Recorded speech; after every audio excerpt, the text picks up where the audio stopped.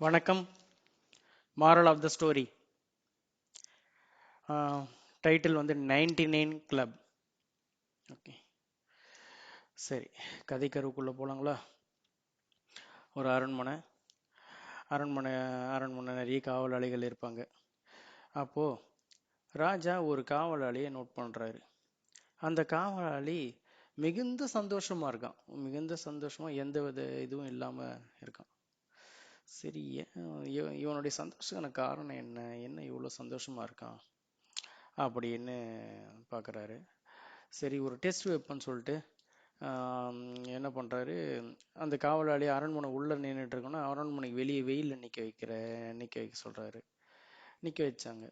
பார்க்குறாரு. ஒரு வாரம் கழிச்சும் திரும்பவும் அதுலேயும் அவனோட சந்தோஷத்துக்கு எந்த குறையும் இல்லை. சரி, எப்படி இது அப்படின்ட்டு பேக்ரவுண்ட் செக் பண்ண சொல்கிறாரு. பேக்ரவுண்ட் செக் பண்ணதில் அவன் ஒரு சின்ன குடும்பம், அவனுக்கு ஒரு மனைவி, ஒரே ஒரு குழந்தை.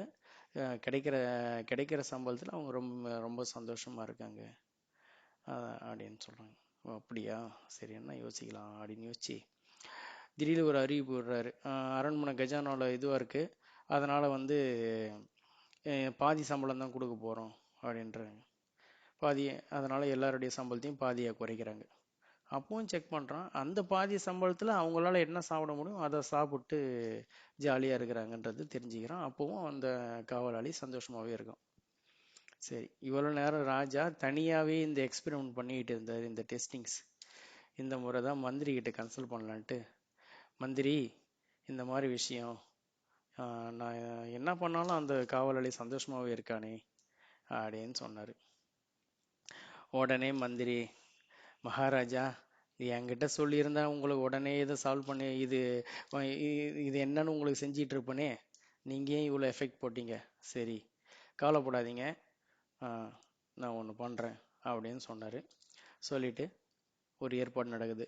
என்னன்னா, அந்த காவலாளி வந்து அரண்மனையில் விட்டுட்டு அவன் வீட்டு பக்கத்து ஊர், சின்ன ஊர் இருந்துச்சு, பக்கத்து அவன் வீட்டுக்கு போகிற வழியில் ஒரு செட்டப் பண்ணுறாங்க. ஒரு இடத்துல புதையல் கிடைக்கிற மாதிரி செட்டப் பண்ணுறாங்க. அவனுக்கு திடீர்னு ஒரு புதையல் கிடைக்குது. ஒரு பாத்திரம் நிறைய பொற்காசுகள் இருக்குது. அதை மறைவாக வீட்டுக்கு எடுத்துகிட்டு போகிறான். எடுத்துகிட்டு போய் அந்த மொத்தமாக கொட்டி எண்றான். எல்லாமே ஒரே சைஸ் பொற்காசுகள். சரி, எத்தனை இருக்குன்னு எண்றான். எண்ணா 99 இருக்குது. 100 இருக்கணும், 100 இருக்கணும், 99 இருக்கே, ஒன்று குறையா இருக்கே, ஒருவேளை அது அங்கெங்கேயாவது இருக்குமோ அப்படின்னு சொல்லிட்டு மறுபடியும் ஒவ்வொரு நாளையுமே டியூட்டி முடிச்சுட்டு வந்து அந்த இடத்த தேடிக்கிட்டே இருக்கான். இங்கே எங்கேயா இருக்கா பார்க்கலாம், இங்கே வேற எங்கேயாவது இருக்கா பார்க்கலாம், அந்த 100 இருக்கணுமே, ஒன்று எங்க, அந்த ஒன்று எங்க அப்படின்னு சொல்லிட்டு வந்த வழியெல்லாம் தேடி தேடி பார்க்குறான். ஆள் நடமாட்டம் எப்பெல்லாம் இல்லையோ அப்போல்லாம் டியூட்டி முடிச்சுட்டு தேடி தேடி பார்க்குறான். தேடல் வந்தவொடனே அவன் முகத்தில் கொஞ்சம் கொஞ்சமாக அந்த சந்தோஷம் இது குறைஞ்சிடுச்சு. சந்தோஷ ரேகை குறைஞ்சிடுச்சு. ஒரு மாதிரி டென்ஷன் ஆகிட்டான். ஓகே, ராஜா வந்து பார்த்தாரு. இப்போ தான் ஒரு நார்மல் மனுஷன்.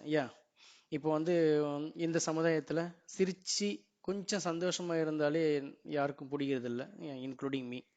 ஒரு டெஸ்ட் வேணால் பண்ணி பாருங்களேன். பப்ளிக் பிளேஸில் ஸ்மைலை தாண்டி கொஞ்சம் அதிகமாக சிரித்து பாருங்களேன், உங்களுக்கு இம்மீடியட்டாக பட்டம் கொடுக்கப்படுகிறது பைத்தியக்காரன்.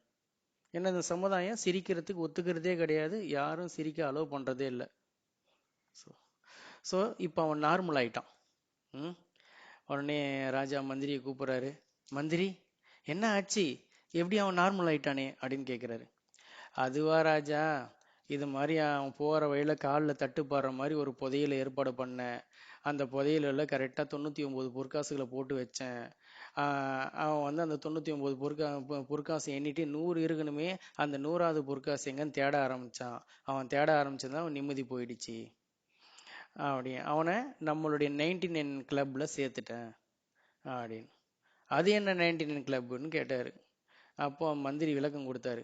அது ஒன்றுமே இல்லை, சாதாரண அண்ணாடங்காட்சி. அவனுடைய சொற்ப வருமானத்துக்கு அவன் வைத்து ஜீவனம் தான் பண்ண முடியும். அந்த மாதிரி இருக்க ஒரு அண்ணாடங்காட்சிக்கு 99 பொற்காசுகள் கிடைச்சிருக்கு. அதை வச்சு அவன் சந்தோஷமா பேரானந்தத்தோடு இருக்க வேண்டியவன், அது 100 தான் இருக்கணும், அந்த 100வது பொற்காசு எங்கன்னு அவன் தேடிக்கிட்டு இருக்கான். அதை தான் விஷயம் அப்படின்னாரு. இப்பதான் ராஜாவுக்கும் புரிஞ்சுது.